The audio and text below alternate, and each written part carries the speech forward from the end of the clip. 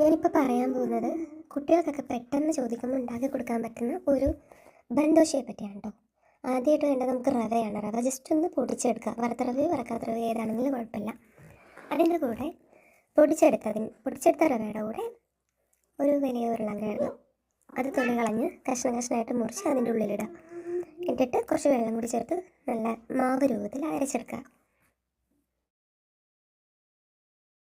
അരച്ചെടുത്ത ഈ മാവ് ഒരു പാത്രത്തിലേക്ക് മാറ്റിയിട്ട് അതിലേക്ക് കുരു കളഞ്ഞിട്ടുള്ള തക്കാളി, കുറച്ച് മല്ലിയില, കുറച്ച് ക്യാരറ്റ്, കുറച്ച് സവാള ഇതെല്ലാം വളരെ കുനുകുനാന്നരിഞ്ഞിട്ട് അതിൻ്റെ ഉള്ളിലേക്ക് ഇടുക. ആവശ്യത്തിന് ഉപ്പും ചേർത്ത് ഒരല്പം സോഡാപ്പൊടി അല്ലേ സോഡാക്കാരല്ലേ അപ്പക്കാരം അതിട്ടിട്ട് ഒരു 5 മിനിറ്റ് അടച്ച് വയ്ക്കുക.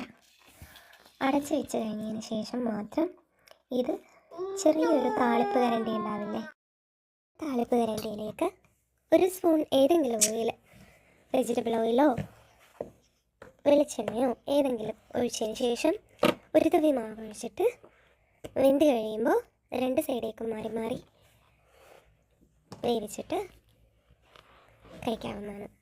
നല്ല ടേസ്റ്റ് ഉണ്ടാവും. ഞാൻ ഉണ്ടാക്കിയതിൽ അളവ് കുറച്ച് കുറഞ്ഞു പോയി എന്ന് തോന്നിയ ഒരു പലഹാരമാണിത്. പിറ്റേ ദിവസം എനിക്ക് വീണ്ടും ഉണ്ടാക്കേണ്ടി വന്നു. കുഞ്ഞുങ്ങൾക്ക് നല്ല ഇഷ്ടമായി.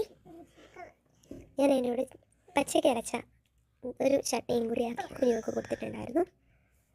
എല്ലാവരും ഒന്ന് ട്രൈ ചെയ്യണം. പെട്ടെന്ന് ഉണ്ടാക്കി വയ്ക്കാൻ പറ്റുന്ന ഒരു പലഹാരമാണ്.